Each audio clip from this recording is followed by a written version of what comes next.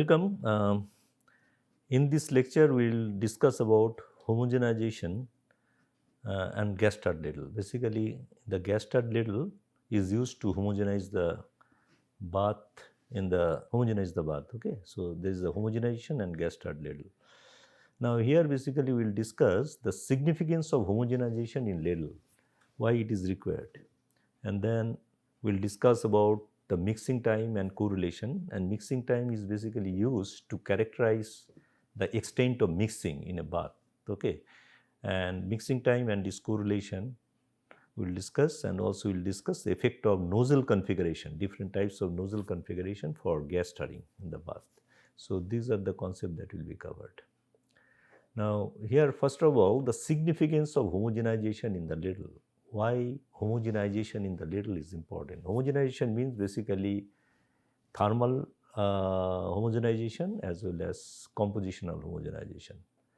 Now what is there? Basically the stratification of temperature in ladle is a usual phenomenon. What happens is that after you tap the liquid steel in the ladle, then you take the ladle from the SMS to the caster, and in this process you do a lot of secondary processing also. And during this time, that is the liquid steel loses its heat, okay, through its walls as well as through the open face to the atmosphere by radiation mostly, and through the walls also it loses a lot of heat. And as a result, the thermal stratification takes place in the bath, in the liquid bath. And the stratification, if you want to see, it will look like this. If you have a ladle like this, sorry, 1 minute. If you have a ladle like this, you have a ladle like this, and then this is the ladle, say, and so this is here.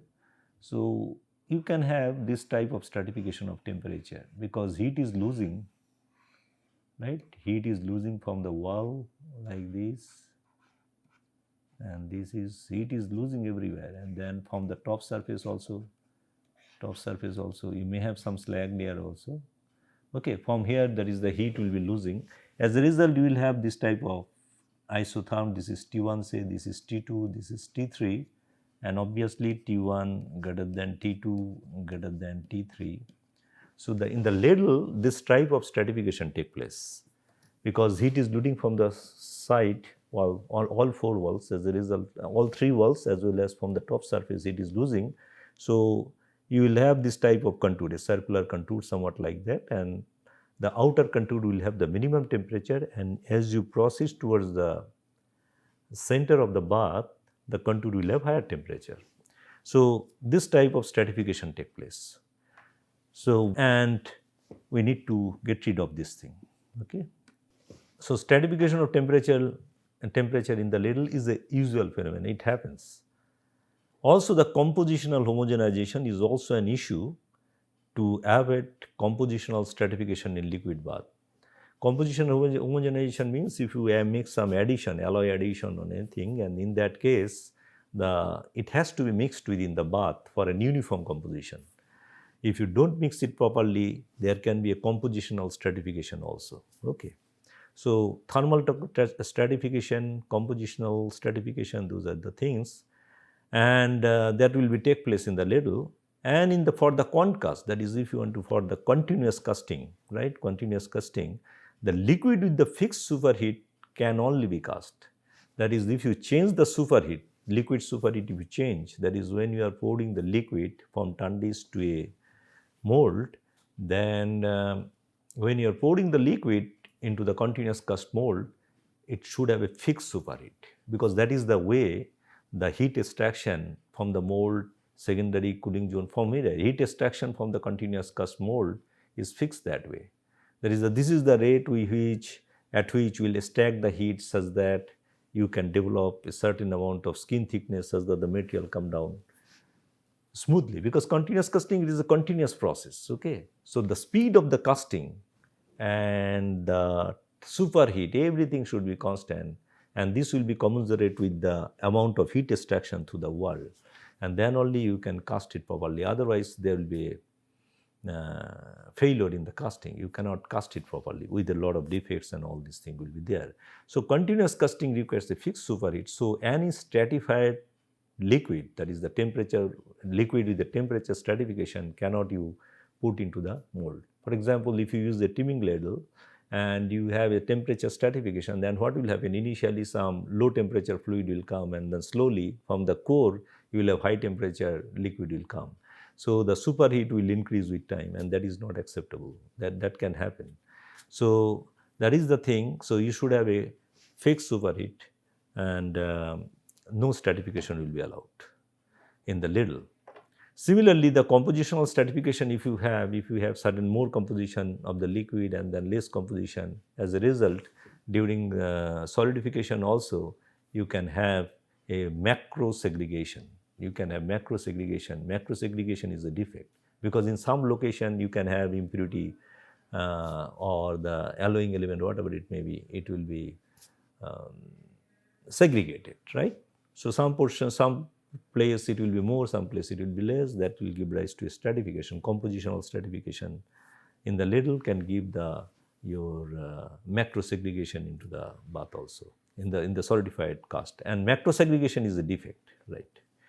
I will talk about that. And now, so all these things can take place. So basically what we want to do, we want to eliminate the thermal stratification, we want to eliminate the compositional stratification, and that we do in the ladle by using gas stirring. It is more popular.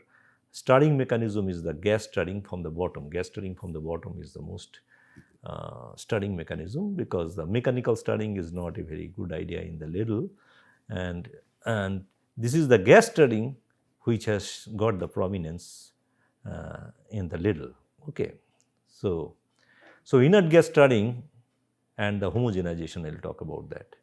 So it is basically this gas stirring is used to eliminate both the thermal and compositional stratification in ladle and improve the kinetics of the reaction.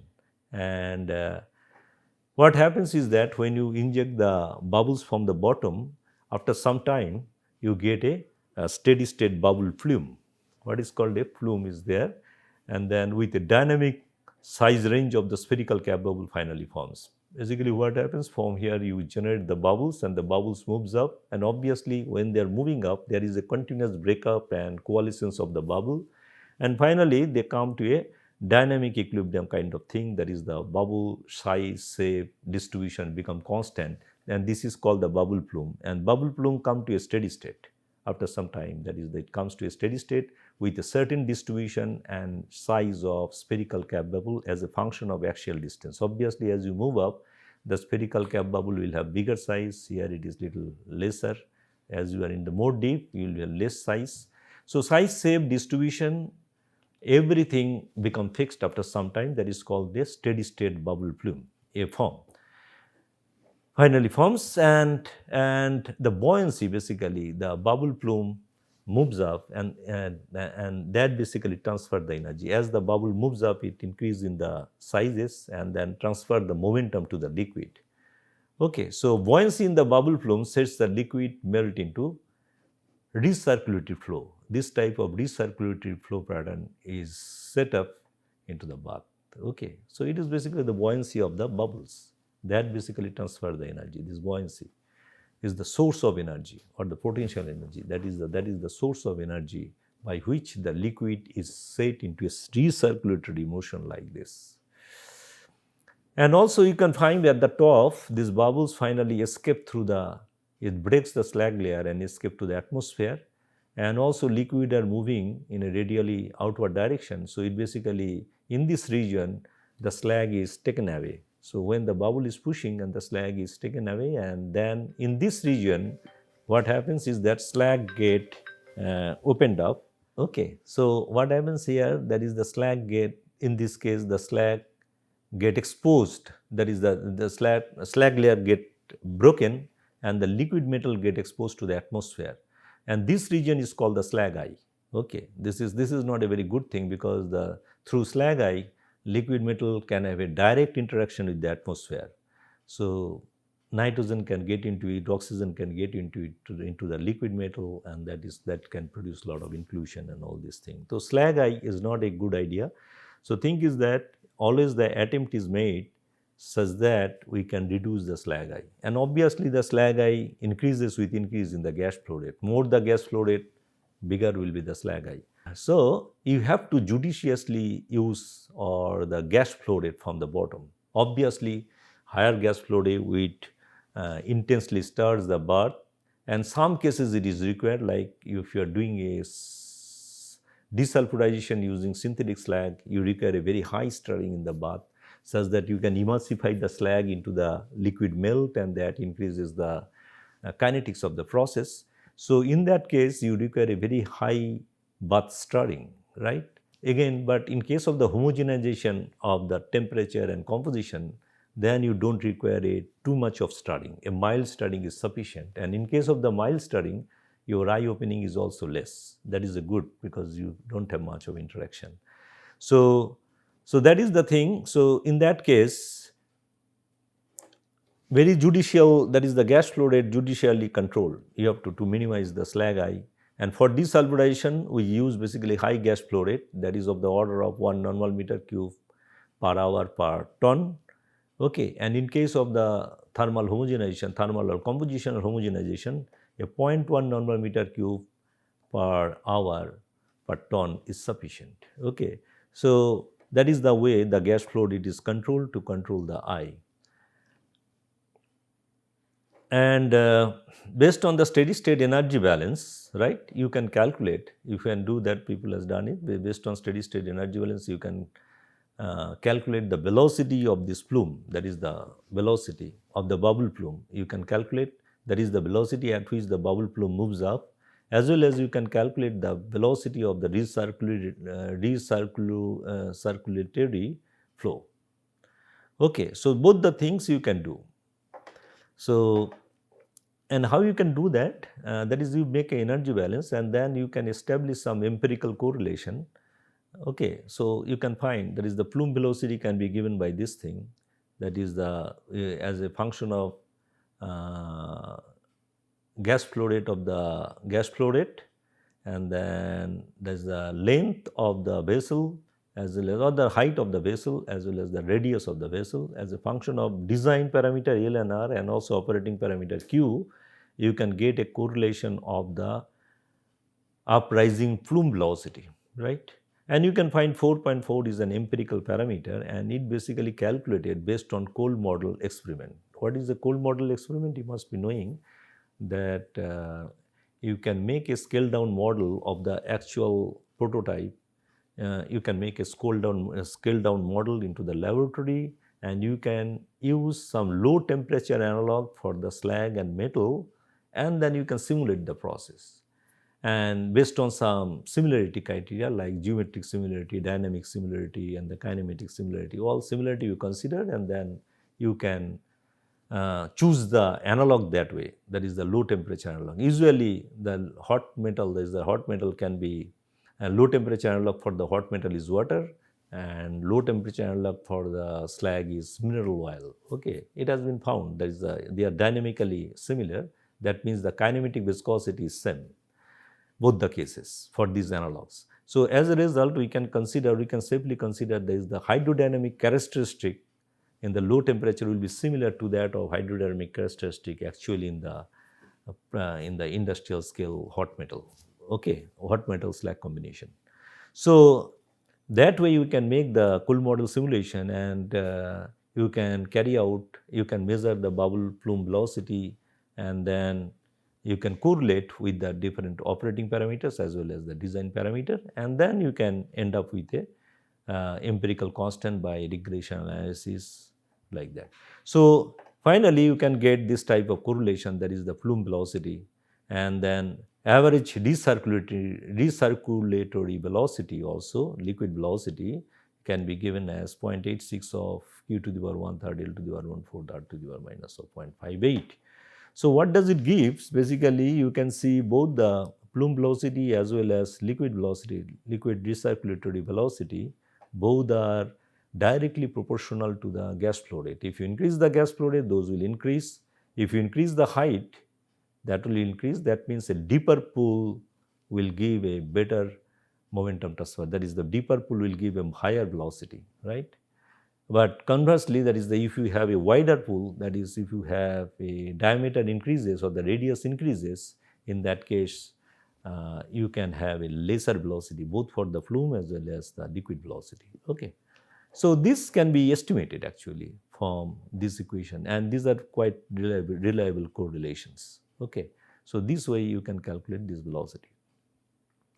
Now characterization of the bath mixing. Now whether the bath mixing, how do you characterize whether what is the extent of bath mixing? If you want to quantify that, that is done by the mixing time. Theoretically, mixing time means the time at which the bath will have a uniform composition everywhere. Okay, so if we add some tracer in a moving liquid bath, a tracer somewhere, and then after some time, and if you continuously measure the concentration of the tracer at a certain location or number of location, and then see how it is changing, okay, and then when the concentration at that place will attain the average concentration, then everywhere if it is an average concentration, then that is the mixing time. So thing is that you cannot have a uniform composition exactly. That is, if you just measure, for example, here some experimental facilities has been given, that is you are adding some tracer here and you are nitrogen from the bottom, and then you are monitoring the concentration at the point 1 and 2 at these two location. Okay, you can either 1.1 or 2 or both of them you can take, and then you are measuring the concentration and see when that concentration attains the average concentration. For example, you have added del m amount of tracer and the volume is V, so del m by V is equal to the C bar. So what you want to do, I want to see what is the time required if I just plot the C bar versus time, okay, and then I can have this type of plot will come, okay, like this. This the plot will be like this. So thing is that, and then suppose this is C bar is here. No, that is basically the concentration. That is basically the concentration. It is up. That is the concentration is here, and this is the C bar. This is exactly the C bar. Okay, this concentration is the average concentration, and it is increasing, and then average to pick it up you have to have some time, but you can attain some 95%, right? 0.95 of C. So you can attain the 95% of average concentration at this time, and this is defined as the T mix. This is defined as the T mix. So to attain 90% of the average concentration at any location, okay, what is the time required to attain the 95% of average concentration is called the mixing time. So that is the thing. By noting the tracer concentration at a representative location in the bath, I am calling it representative because you should choose a place where the mixing time is maximum. Because for example, if you measure the value at 2, because there the liquid is likely to be less moving, okay, and because here the liquid strength will be very high here and the movement will be less here. So here the mixing time will be maximum. So if I measure the mixing time at the point 2, that will give you the what situation, that is the maximum mixing time, and you can represent that as the mixing time of the vessel. You can represent that, but whatever you can do, you can take point 1 and 2 and the average of them also you can represent at the mixing time of the vessel. So that's the thing, that by noting the tracer concentration at representative location in the bath, and now representative location may be one location or a number of location, and average value you can represent in the bath, and noting down the time when the concentration attained the 95% of the average concentration, because 100%, if you want to attain the 100%, that is the average concentration, it may take too much of time because of mass transfer limitation. But if you attain 95% of the average concentration, it is declared at the mixing time. Okay, so this is one of the criteria. So this thing I will come with just now. Okay. So this is the thing what I just say exactly, basically the degree of mixing.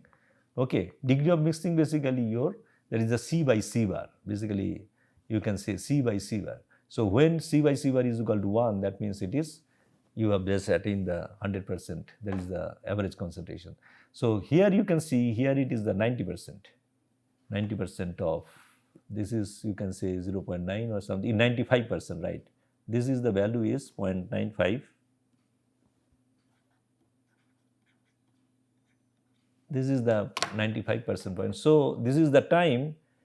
This is a 40 second. After 40 second, okay, this is 40 basically. After 40 second, this value is, you may not see it, this is the 40. So at 40 second, you roughly attain the 95% of the average concentration, or the degree of mixing is 95%. So degree of mixing, basically we are defining C by C bar, okay, dimensionless concentration. So when it is 0.95, you are defining as as the mixing time. Now the mixing time here can be some value, here can be some value, as I said. So you can take some representative location. You can choose a single representative location, or you can choose number of location, and then an average can represent the vessel, or you can choose some point which is the worst point where the mixing time is maximum, for example 2, and then that will be the maximum mixing time. So you can represent that as the mixing time of the vessel. Okay. So this way you can do that. So this is one criteria, that is called the 95% criteria, or you have another criteria also, that is the criterion 2, it is called the mixing intensity criteria. Mixing intensity criteria is nothing but, that is the, you are measuring, instead of the concentration, if you measure the delta C by T, that is the delta C by delta T, that means the rate of change of concentration at a particular location between two consecutive time, T and T plus delta T. Okay. If you take the difference, so rate of change of instantaneous rate of change of concentration at a particular location. So when the concentration at a particular location doesn't change between two successive time, okay, you call it, say, mixing is, when it is delta C by T is less than 1%, then you can say that it is a mixing has taken place. Okay. So this is basically instantaneous rate of change of concentration at a particular location, right? So you can find this is the way instantaneous rate of change at a particular location is changing, and you can find finally it is coming and becoming steady here. So at around 0.01, that means 1%, right? This is the at 1, that is that. So when it is less than 1%, that is the 1%, this is basically 0.1, you can say this is 0.01, right? This is 0.01, okay. At 0.01, you can define it at.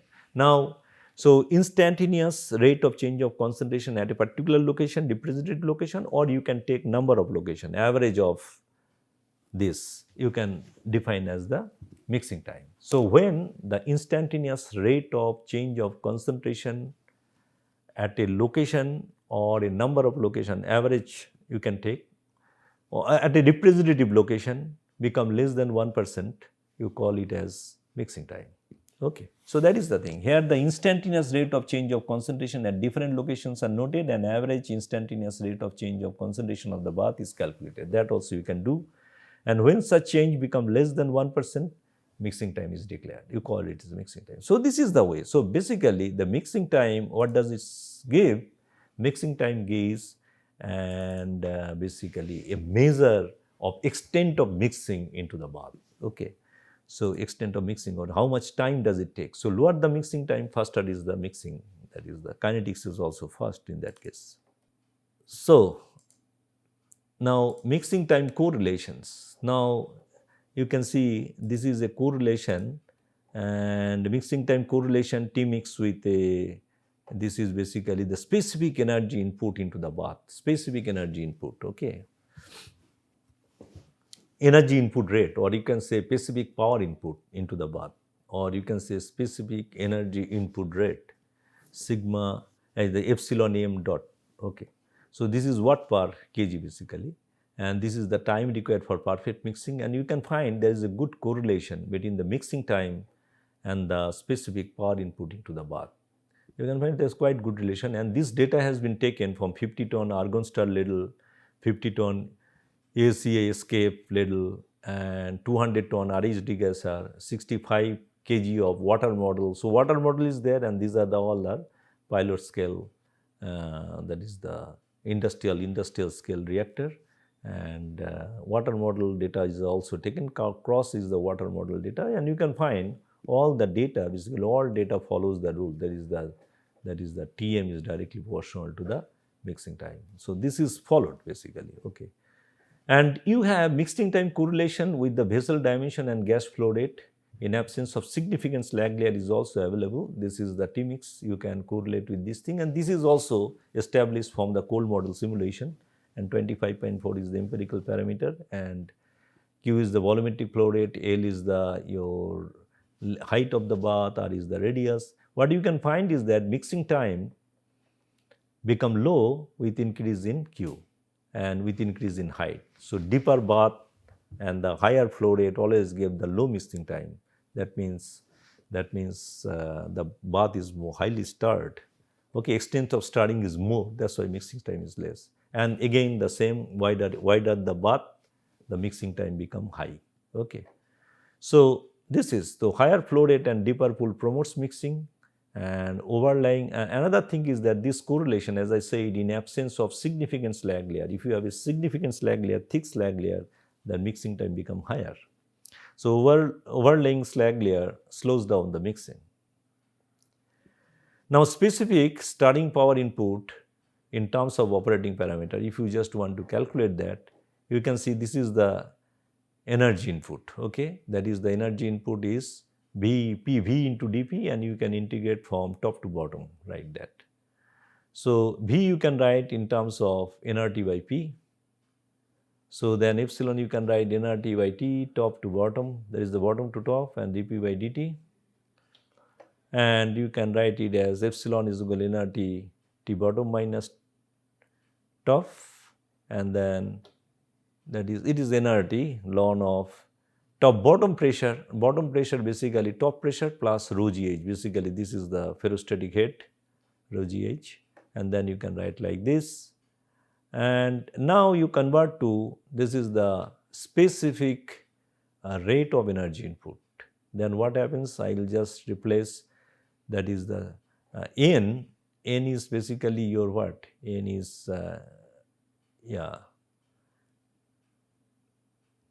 n by, here it will be 22.4, that basically here it is there. I have used it later on, basically here 22.4. So Q is in basically normal meter cube. There is the flow rate. Q is basically the Q dot is equal to the flow rate, normal meter cube per second, say. This is the normal meter cube per second. That is the gas flow rate. So gas flow rate divided by 22.4, this is the rate of moles of gas that is coming in, that is the N. I have made it rate because here also I want to write this epsilon become equal to the rate, that is it is the power input now.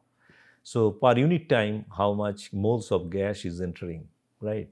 So that is the thing.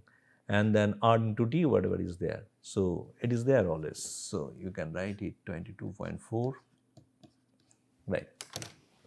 And then you can write Q by, actually if you write it in moles, then it should be also divided into 10 to the minus 3 also, right?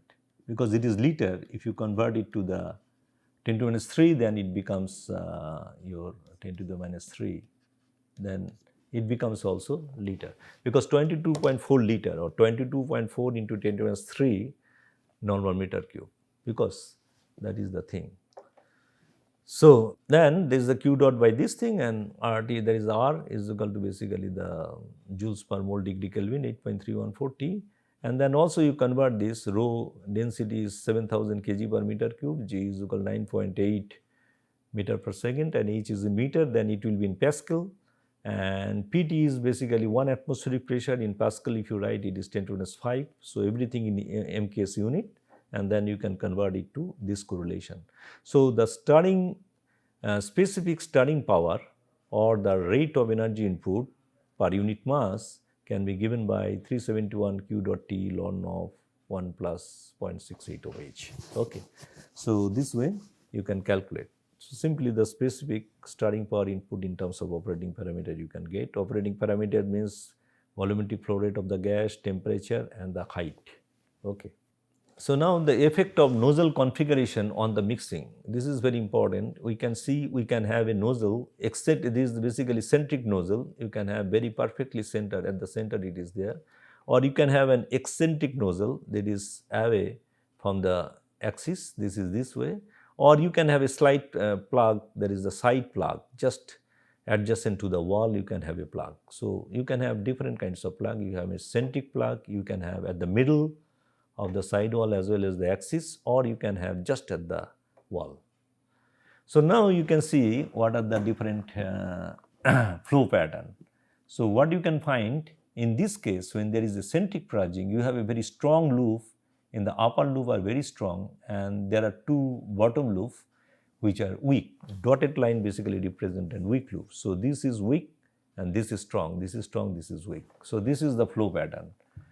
So in case of the centric purging, if you have one middle plug means here this thing eccentric purging. Okay, eccentric purging you have, then in that case you have a two loop basically. One is a big loop and that is comparatively mild loop is there, little weak, but it is a big. So big loop is there. Another is a small loop here adjacent to the wall, right? Okay. And in case of the one wall side plug, in this case, third case only one big loop is there. You can find only one big loop in this side. And if you have three middle plugs, for example, you have here, and here. If you have three plugs, then you have this type of flow pattern. Okay. Now let us see the dead zone. If you consider dead zone, in case of the central plug, in this case, you have this type of flow pattern and you have this type of dead zone. Dead zone is there just at the central location, right? Here. This is the basically plan view. Okay. Plan view on the surface. This is on the surface. Plan view on the surface. You have almost, it is very start. And plan view on the bottom, what you can find? Plan view on the bottom, along the wall, you have a dead zone. This is a strong dead zone is there. You can find, but the bottom there is a significant area is in dead zone. In case of the middle plug, you can find in the top plan view, you can have only dead zone here because the loop is here from here and then the flow become feeble near this wall because of wall effect.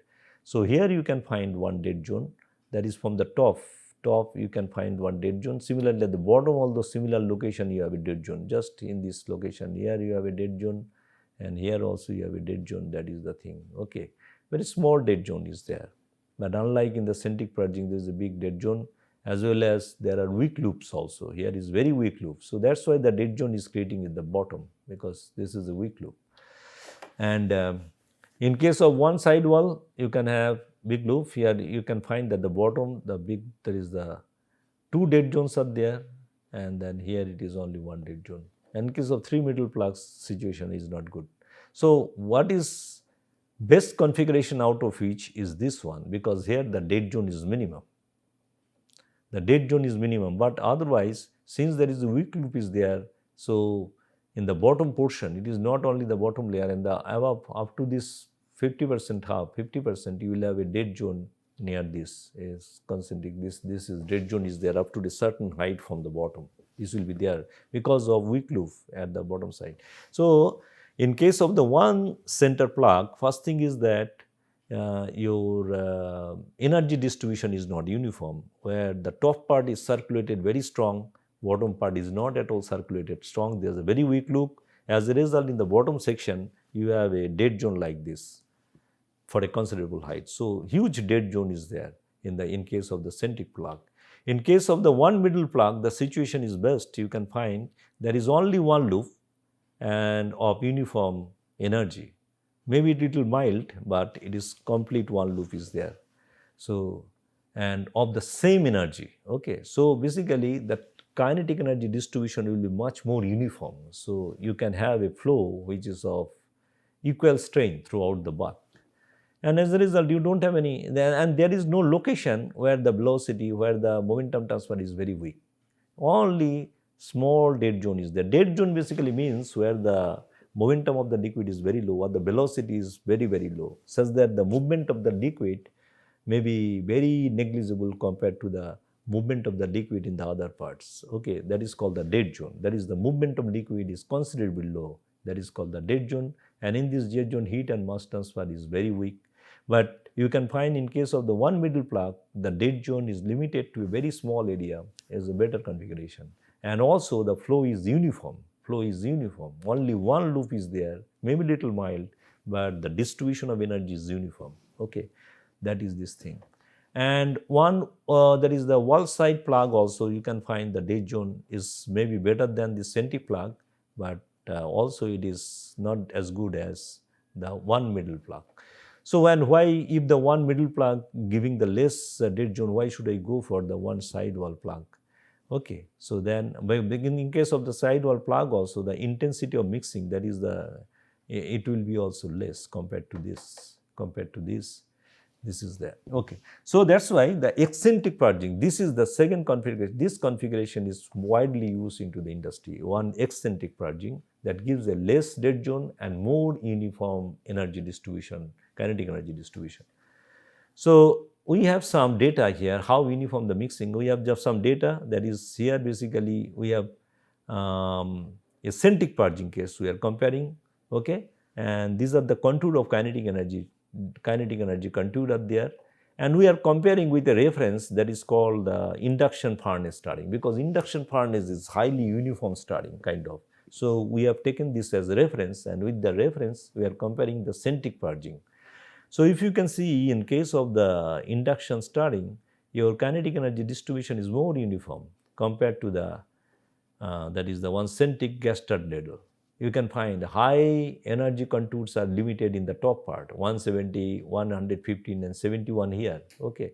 Then below there is 35, then 38, 10, 5. So in this region you can find the kinetic energy distribution is very weak.